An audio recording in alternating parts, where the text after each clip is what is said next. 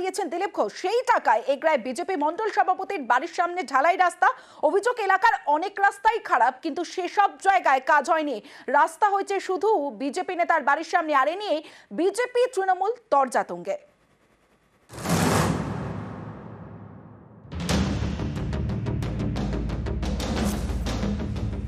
পূর্ব মেদিনীপুরের এগরা ২ নম্বর ব্লকের মঞ্জুশ্রী গ্রাম পঞ্চায়েত। এই এলাকারই মহানগরের বাসিন্দা দেবকুমার পণ্ডা। তিনি বিজেপির মণ্ডল সভাপতি। এই বিজেপি নেতার বাড়ির সামনে তৈরি হয়েছে ঢালাই রাস্তা।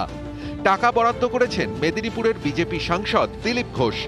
রাস্তার সামনে বসানো হয়েছে ফলক, তাতে লেখা সাংসদ তহবিল থেকে বরাদ্দ করা হয়েছে ৩ লক্ষ টাকা। এ নিয়েই এগরায় রাজনীতির হাওয়া গরম। আমার ব্যক্তিগত রাস্তা নয়, সেটা পাড়ার রাস্তা। ঢালাই রাস্তা শুরু হয়, সেটা হয় শেষ প্রান্ত থেকে হয় অথবা শুরু থেকে হয়। আমার যে পাড়াটা আমাদের মহানগর গ্রামের একদম শেষ প্রান্তে, আমার বাড়িটা হচ্ছে ওই গ্রামের একদম শেষ প্রান্তে। ৬টা-৭টা পরিবার আছে, তাহলে শেষ প্রান্ত থেকে রাস্তাটার কাজ শুরু হয়েছে। তাতে বিধায়ক সাহেবের সমস্যা কোথায় আমি বুঝতে পারছি না। বিজেপি নেতার বাড়ির সামনে ঢালাই রাস্তা, অথচ নেতার বাড়ির থেকে ২০০ মিটারের মধ্যেই রাস্তা বেহাল। এ রাস্তায় পিচই পড়েনি, পুরোটাই মোড়ামের, খানা খন্দে ভরা। প্রতিদিন যাতায়াত করতে হয় ঝুঁকি নিয়ে।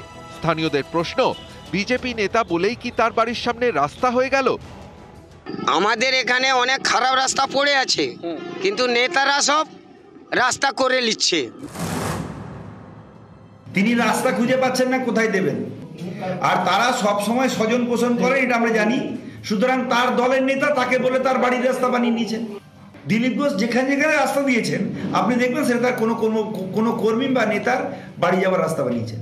সংসদ তহবিল থেকে প্রচুর জায়গায় আমি টাকা দিয়েছি, সেই টাকা বিডিওরা আটকে রেখেছেন, কাজ করছেন না। না তো যেখানে আমার কর্মীরা থাকে সেখানে রাস্তা করবো না? টিএমসি তো অন্য পার্টির লোকে জল পর্যন্ত দেয় না, বিদ্যুৎ দেয় না, ড্রেন দেয় না, রাস্তা দেয় না। আমরা সবার জন্য করি, তো যে পাড়ায় আমার কর্মী থাকবে সেখানেও রাস্তা করবো, কেন করবো না?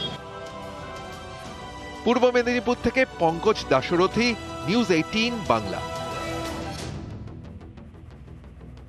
পূর্ব রেলের